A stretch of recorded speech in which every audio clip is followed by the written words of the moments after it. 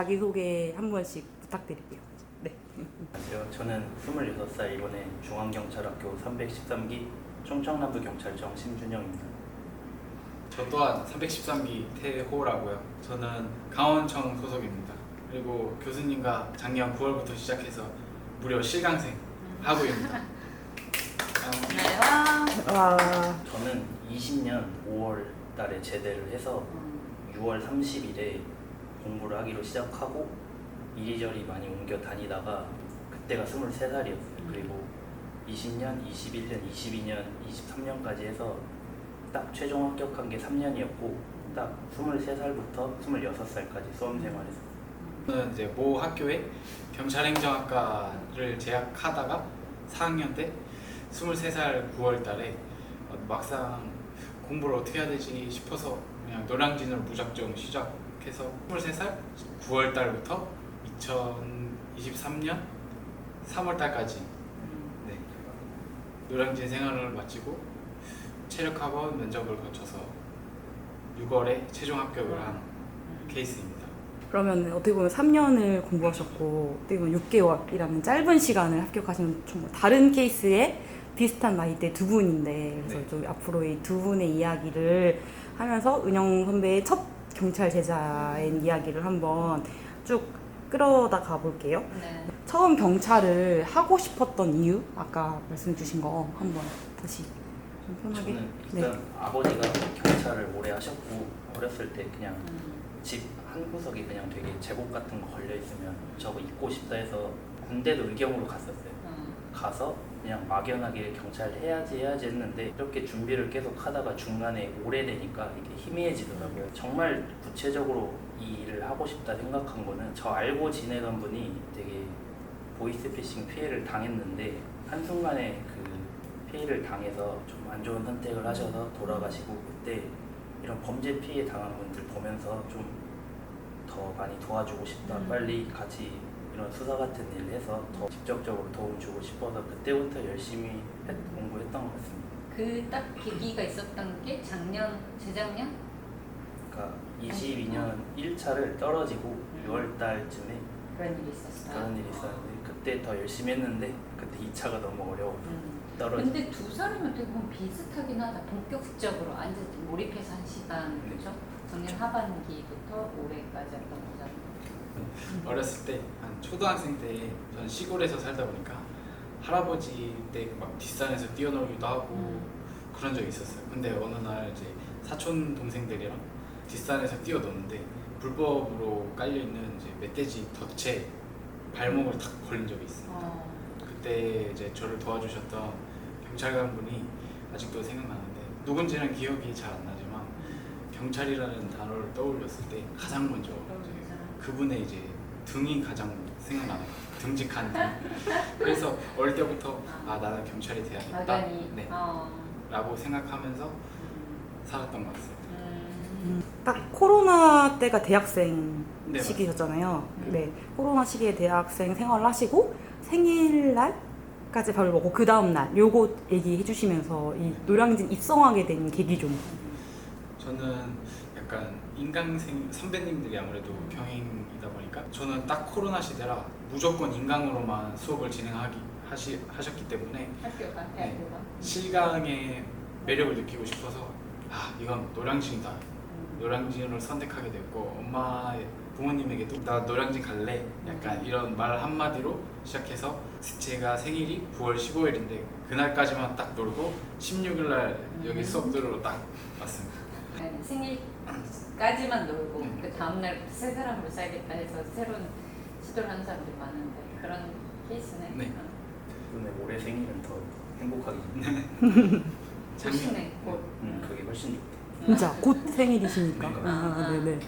어쨌든 이제 네, 수험 기간이 긴데 네. 공부를 이제 본격적으로 그렇지. 하게 됐던 시기. 일단은 2차를 보고 나서 되게 작년 2차. 네, 아예 그만둘려 했었어요. 왜냐면 이게 너무 어려우니까 공부를 더 이상 해도 이게 안 될 것 같고 기간이 길어지니까 눈치도 보이고 현실적으로 제가 부직 활동을 안 하니까 좀 소비가 수입이 없으니까 이것도 약간 위축되더라고요. 아예 놓고 엄청 놀다가 우연찮게 그 기출문제 있잖아요. 저희 거 나온 거 도저히 진짜 할 게 너무 놀다 보니까 없어서 이거를 한번 하나 다 찾아보면서 읽어보자. 내가 제가 못할 건지 했는데 생각보다 그동안 제가 공부를 제대로 안 하고 있다. 그 생각이 많이 들더라고요. 왜냐면 공부를 안 해서 모르는 것이지 하면 할 수 있을 것 같아.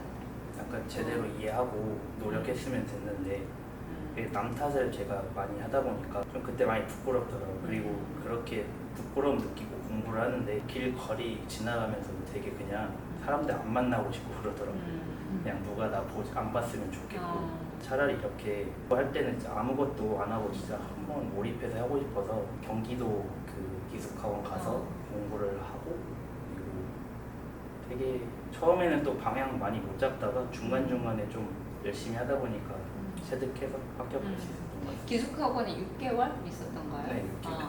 6개월. 그동안 공부는 해왔는데 네. 제대로 된 공부를 안 하고 있었고 그러니까 당연히 점수가 안 나왔고 그러다가 이제 자기 자신하고 직면한 거네. 내가 공부를 안 했기 때문에 점수가 안 나왔다는 것을 제대로 안 했기 때문에 깨닫고 제대로 된 공부를 해보자라고 마음먹은 게 작년 기숙학원 들어갈 때인 거잖아.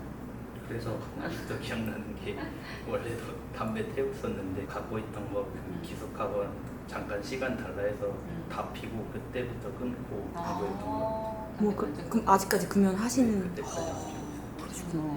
그렇게 해서 공부했던 거.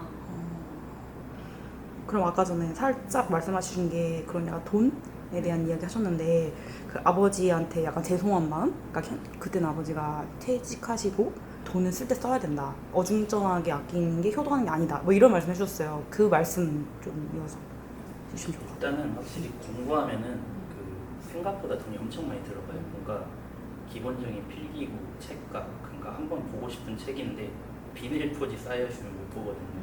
보고 싶은 것 같은 거 있으면 이거를 제가 처음 1년차 때까지는 약간 합리화했었어요. 어차피 공부하고 어쩔 수 없으니까. 근데 이게 점점 합격을 못하고 돈을 받아서 못 쓰니까 점점 이게 위축되더라고요. 그리고 괜히 이 받는 돈도 아껴서 쓰다 보니까 스스로한테도 되게 짜증나고 퇴직 딱 이제 결정되시고 뒤에 앉아 있는데 그 퇴직 신날 돈을 더 받았어요. 공부하는데 고생한다고. 공부하는데 내려와서 덕분에 나 때문에 왔으니까 돈을 더 주시는데 그때 엄청 죄송하죠. 아까 제가 말했을 때 돈을 쓸 때 써야 된다가 나쁜 놈이 빨리 합격하는 것 같아요. 내가 지금 당장 필요한 거 최대한 활용해서 할 기회를 잡는 게 동력이지 괜히 도와준다고 알바 병행하고 좀 아껴 쓰고 이런 게 오히려 나중에 좀 결과를 만들 때 조금 걸림돌이 될 수 있더라고요. 기숙학원 있는 동안 정말 저 하고 싶은 대로 인강도 단과로 다 사고 패스도 아니고 교수님 거 그때 강의도 그냥 패스도 안 하고 다 단과로 다 사고 아, 중고생- 은영 선배 단가를? 네, 중고생 거 기본 강의도 보통은 다들 아끼려고 패스 이렇게 끊고 하는데 그것도 안 하고 그냥 단과로 다 사서 듣고 선생님들 여기 듣다가도 좀 다른 거를 풀고 싶고 그러면은 다른 것도 그냥 다 사고 그렇게 했던 것 같아요. 어쨌든 결과를 보여줬잖아. 돈과 시간을 집중적으로 쓴 결과가 있었으니까. 약간 밀도 있게 넣는 시간이 뭐든 중요한 거예요. 그러니까 어정쩡하게 하면 어정쩡하게 길게 가더라고요. 상당히 지금 수강생 중에서도 인강 듣는 분들은 병행을 많이 해요. 그리고 지금 이제 떨어진 친구들은 또 앞으로 어떡하지? 부모님한테 또 달라고 하기 미안하고 그러니까 오늘 딱 한 친구가 아르바이트 병행하려고 생각을 한다는 거예요. 아직 결정은 못했는데 이제 똑같은 마음이지. 해봤으니까 공부 어떻게 할 줄 아니까 아르바이트 병행하면서 하겠다. 그럴 때 이제 어떤 선택을 할지가 사실 좀 중요한데 지금 막 몰아붙여서 해야 합격할 수도 있는데 아무래도 병행하면 또 핑계가 되긴 하잖아. 힘들면 걱정되긴 하죠. 병행을 해도는 안 된다가 아니라 대부분의 사람들은 병행을 하면 이게 에너지가 한 곳에 못 쓰이더라고요. 그렇지. 공부만 해야 되는 것도 아니고 운동도 하고 운동도 그래야 해야 되고. 되는데 관리도 해야 되고 건강 관리도 해야 되는데 이게 하나가 껴있으면 그만큼 이게 집중을 못 하더라고요. 병행을 해도 되되 약간 필요하면 약간 지원을 받는 것도 하나의 방법이 그러니까 가능하다. 네, 가능하다. 학비를 아까 전액 장학금을 받아서 이번에 한번 용돈을 받으실 때는 네. 전폭적으로 받으셨다 이렇게 말씀해 주셨거든요. 저는 대학생활 동안 등록금을 이제 부모님이 내준 적이 없어요. 제가 다 이제 기특하다 진짜. 장학금 받아서 냈는데 부모님께서 처음 노량진에 오셨을 때 용돈을 얼마 받고 오시냐라고 하셨을 때 저는 가능한 선 최대한 달라고 했어요. 밥을 든든하게 먹고 운동도 해야 되니까 밥비 아끼려고 하지 않았고 그리고 스트레스 쌓이는 거 바로바로 풀어줬고 그렇게 용돈을 썼던 것 같습니다. 대학 학비로 아낀 돈을 근데 그거 다 쓰기도 전에 아껴놓은 것 같은데? 저도 대학교 때 장학금 받았어요. 네. 한 번인가 못 받았어요. 그러니까 들어갈 때 1년 장학금을 받았고 2학년, 3학년, 4학년 1학기만을 졸업했는데 2학년, 3학년은 대부분 성적 장학금을 받아서 부모님 거의 안 내셨지. 나도 비슷해요. 신림동에서 공부하던 그 시절에 받은 돈이 거의 내 사교육비 정도예요. 그래서 내가 맨날 우리 부모님한테 싸게 키우셨다. 대학교 국립대였으니까 등록금 자체도 낮았던 데다 그 신림동에서 생활할 때 비용이 전부였으니까 나는 그때도 많이 받지는 않았었어요. 고정비, 학원비, 독서실비, 반값 요거를 빼고 나머지는 진짜 아주 적은 금액이었지. 그 메인으로 드는 돈, 그다음에 월식비 뭐 이런 거 써야 되는 것만 하고. 근데 그래도 꽤 되잖아요. 네. 아무리 그때가 물가가 더 쌌다고 해도 그때도 꽤 되니까 아 이걸로 내가 몇 년씩 할 수 있을까? 라는 생각을 했고 퇴직해버리셨으니까 아버지가 뭔가 수입이 공무원도 아니시니까 일반 국민연금밖에 없는데 수입이 그 돈을 내가 가져다 쓴다. 딱 퇴직하시니까 이번에 이제 돌아오는 시험이 마지막 시험이겠구나 하는 생각이 딱 각자 이제 하루 일과? 그 선배는 그때 제가 유튜브로 이제 신림동에서 하루를 한번 돌아봤었어요. 근데 두 분은 어떻게 하루를 썼는지, 하루를 공부를 어떻게 했는지. 저는 기숙학원 마지막 기준으로 하면 일단 6시 반에 일어나서 간단하게 인원 체크하고 7시 반까지 밥을 먹어야 돼요.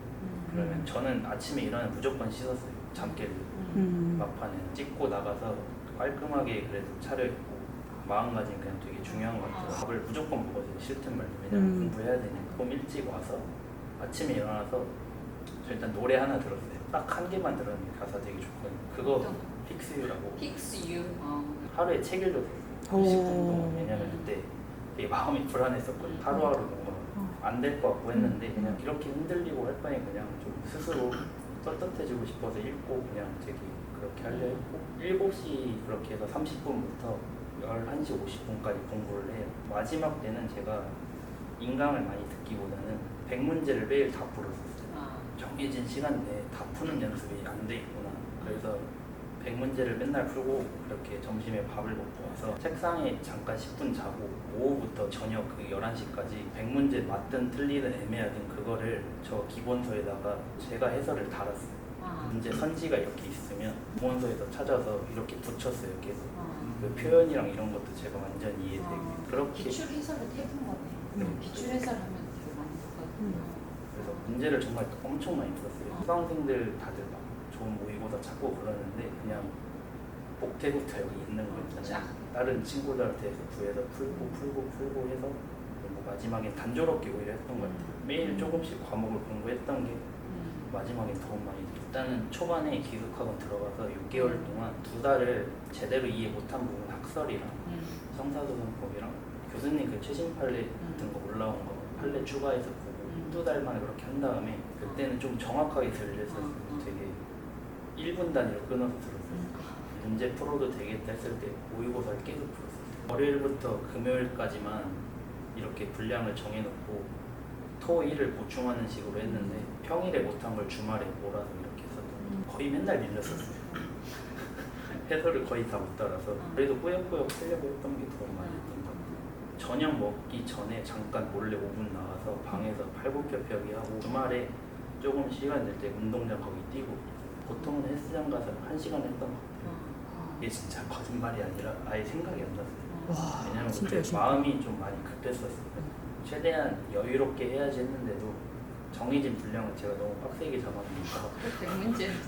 되게 자기한테 엄격했구나. 이렇게 하니까 마지막쯤에는 그냥 좀 허무했어요.